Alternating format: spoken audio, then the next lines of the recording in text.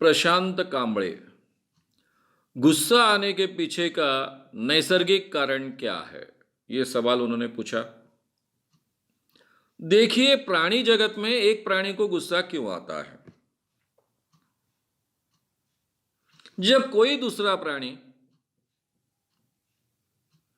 उसके एरिया में प्रवेश करता है तो उसको लगता है कि यह प्राणी मेरे एरिया में अतिक्रमण करता है, जो मेरा हिस्सा है, जिस पर मेरा अधिकार है, तो गुस्से में आता है और गुस्से के द्वारा अपना विरोध प्रकट करता है और फिर गुर्राएगा, चिल्लाएगा, झपटा मारने जैसा आगे दौड़ेगा ताकि आगे का प्राणी डर कर भाग जाए। अगर आगे के प्राणी के ध्यान में आ गया कि मैं गलती से इसके एरिया में घुस गया हूं, अगर ये गलती से हुआ है तो चला जाएगा। उसके ध्यान में आएगा कि इसके एरिया को मैंने एनक्रोच करने का प्रयास किया, अतिक्रमण करने का प्रयास किया, इसलिए उसने गुस्सा बताया। लेकिन वो प्राणी अगर जानबूझकर तय कर आएगा कि मुझे इसके एरिया को एनक्रोच करना ही है, इसको यहां से खदेड़ना ही है, इसकी जो फीमेल्स है उसे मुझे प्राप्त करना ही है, इसका राज मुझे हड़प करना ही है, तो फिर वो पूरे तैयारी से आने के कारण वो भी गुस्सा प्रदर्शित करेगा, इसको रिस्पॉन्ड उसी ढंग से करेगा, दोनों में लड़ाई हो जाएगी। तो गुस्सा आने की प्रक्रिया में ही आपके शरीर में एड्रेनलिन का प्रमाण बढ़ता है, एड्रीनालिन का प्रमाण बढ़ता है, आपके मसल्स फाइट करने के लिए रेडी हो जाते हैं और दोनों गुस्से में आने के बाद में दोनों रेडी है, दोनों फाइट करते हैं। यह प्राणी जगत की गुस्से की बात होगी। चाहे कोई उसकी फीमेल है प्राणी की, उसके साथ में उसको प्राप्त करने की कोई कोशिश कर रहा तो भी गुस्सा करेगा। उसके बच्चे हैं, समझो मां है प्राणी, उसके बच्चों को कोई तकलीफ देना चाहे, उनको खाने की कोशिश करे, वो भी गुस्सा आ जाएगी। तो गुस्सा ये एक विरोध प्रकट करने का जरिया होता है। मेरे एरिया पर आपने एनक्रोच किया, मेरे बच्चों पर एनक्रोच करने का प्रयास कर रहे हो, मेरी फीमेल पर आप एनक्रोच करने का प्रयास कर रहे हो, तो सुरक्षा के लिए वो गुस्सा प्रदर्शित करती है और फिर उसके जो फिजियोलॉजिकल परिणाम हैं कि उसके शरीर का एड्रेनलिन का प्रमाण बढ़ेगा, वो तैयार हो जाएगा और आगे जरूरत हो तो फाइट वगैरह करने के लिए उसका उपयोग होता है। अब ये प्राणी जगत के लिए है, इंसान को ये नियम ऐसे कैसे लागू नहीं होते? क्योंकि इंसान की सभी भावनाएं पूरी तरह से नेचुरल और नेचर के साथ में जुड़ी हुई नहीं है। विचार करने वाला प्राणी है, विचार करने की क्षमता के आधार पर उसने अपनी सभी भावनाएं, इमोशंस प्रोग्राम की है, कल्टीवेट की है, चैनलाइज की है। इसके लिए उसके जो नेचुरल गुस्से के कारण जो प्राणी जगत के होते हैं, उन कारणों से भी उसको गुस्सा आ सकता है और जो नेचुरल कारण नहीं है उन कारणों से भी गुस्सा आ सकता है। अलग अलग कारणों से गुस्सा आ सकता है। हमारी सभी भावनाएं, इमोशंस, ये अभी नेचुरल नहीं बची है, उनको हमने प्रोग्राम किया है, चैनलाइज किया है, कल्टीवेट किया है, इवन सब्लिमेट किया है, उनका उन्नयन भी किया है। इसलिए हमारे गुस्से के पीछे के कारण अलग अलग हो सकते हैं। गुस्सा एक नकारात्मक इमोशन है और हमारे सभी नकारात्मक इमोशंस को आज के जमाने में बीमारी कहा जाता है, न्यूरोसिस कहा जाता है। न्यूरोसिस एक साइकोलॉजिकल बीमारी है। गुस्सा आना यह भी साइकोलॉजिकल बीमारी है। क्यों? क्योंकि गुस्से के बगैर हम जी सकते हैं। गुस्सा आए बिन जीना हमने सीखना चाहिए। गुस्सा आने के बाद हमारे एड्रेनलिन का प्रमाण बढ़ता है, स्टीरॉइड्स, कार्टिकोस्टीरॉइड्स हमारे बॉडी में डिपॉजिट होते हैं और उसके कारण उसके कई परिणाम हमको आगे चलकर भुगतने पड़ते हैं। क्योंकि प्राणी जगत जैसे तो हम लड़ाई नहीं कर सकते हैं। गुस्सा आया, सामने के व्यक्ति ने मेरे मन के माफिक नहीं किया, मुझे गुस्सा आया, एक झापट रसीद करने की इच्छा हुई, लेकिन मैं झापट रसीद नहीं कर सकता, तो मेरा गुस्सा तो मेरे अंदर ही स्टोर रहेगा, उसका आउटलेट नहीं मिलेगा। तो ये आउटलेट नहीं मिलेगा तो ये केमिकली जो डिपॉजिट मेरे शरीर में होगा, आगे चलकर उसके परिणाम मुझे भुगतने पड़ेंगे। कई साइकोसोमैटिक डिजीजेस का मैं शिकार बनूंगा। तो क्या उसको आउटलेट देने के लिए मैंने मारपीट करनी चाहिए? भाई, प्राणी जगत की मारपीट एक बार होने के बाद में वो खत्म हो जाती है, क्योंकि वो ज्यादा ध्यान में नहीं रखते। लेकिन इंसान की स्मरण शक्ति इतनी तेज होती है कि सालों तक वो अपना अपमान ध्यान में रखता है, फिर बदले की भावना, फिर दिमाग होने के कारण बदले लेने के अलग अलग तरीके।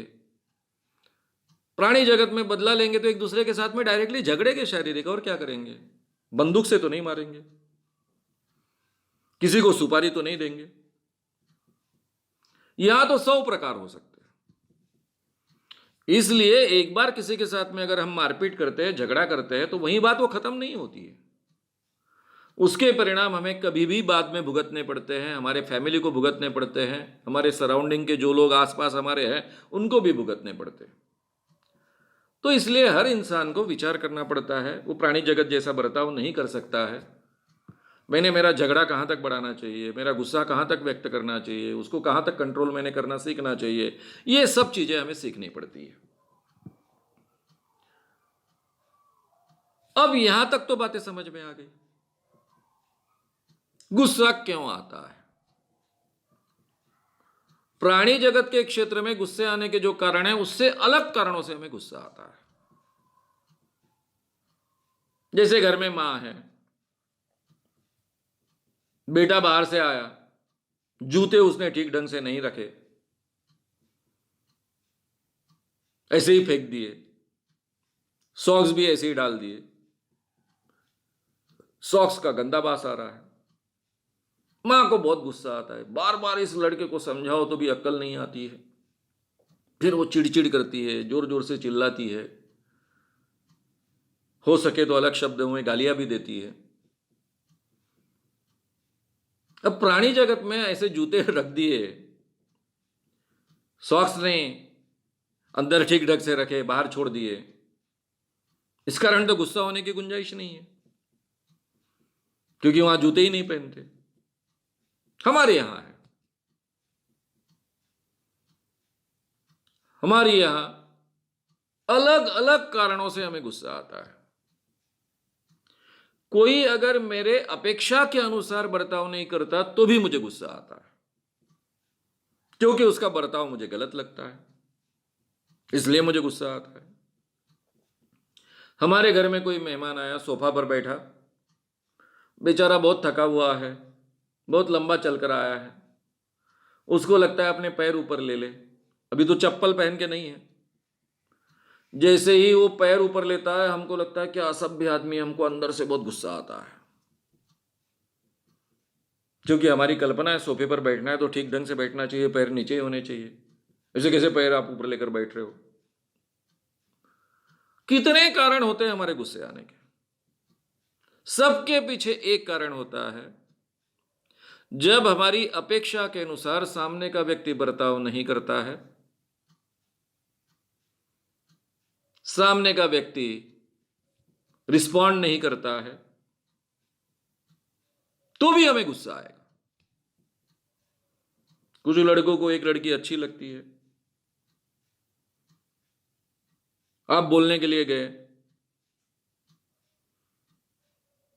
आप चाहते हो कि उसने आपके साथ बात करनी है, उसको पता है कि आप छुप छुप कर उसको हमेशा देखते रहते हो, उसके इर्द गिर्द आने की कोशिश करते हो, और वो आपको बढ़ावा देना नहीं चाहती है, क्योंकि उसका पुराना अनुभव रहा है कि ऐसा थोड़ा सा बढ़ावा दिया तो बाद में ये आदमी गले में आकर गिर सकता है, गले में आकर पड़ सकता है। तो वो क्या करेगी, आपके साथ में एकदम ठंडा बर्ताव करेगी।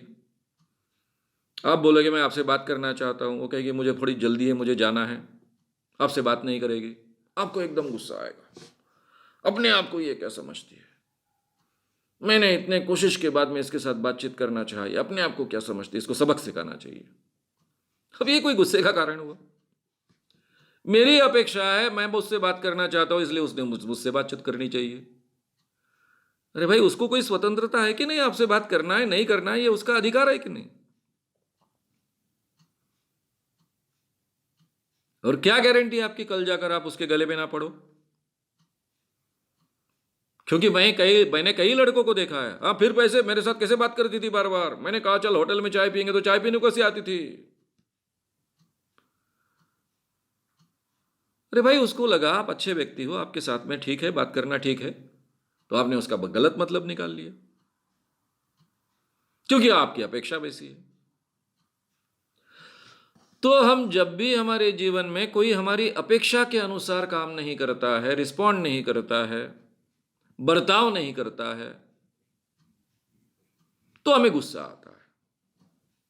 लेकिन ये गुस्सा एकदम से नहीं आता है, हम उसके पीछे एक नेगेटिव थिंकिंग हमारा होता है। जैसा मैंने इस लड़की के बारे में कहा कि वो लड़की मुझसे बात नहीं कर रही है, तो तुरंत मैं सोचूंगा अपने आप को क्या समझती है, महारानी समझती है क्या, करीना कपूर समझ रही है अपने आप को, मुझसे बात नहीं कर रही है। अरे भाई, हो कौन आप, क्यों उसने कंपलसरी बात करनी चाहिए? यह सवाल मैंने अपने आप से पूछना चाहिए ना। उसको स्वतंत्रता है कि नहीं, किसके साथ बात करे किसके साथ बात नहीं करे, यह तय करना उसका अधिकार है कि नहीं? उसने तो कोई मेरा अपमान नहीं किया, उसने तो प्यार से कहा, नम्रता से कहा कि मुझे समय नहीं है, अभी मैं आपसे बात नहीं कर सकती।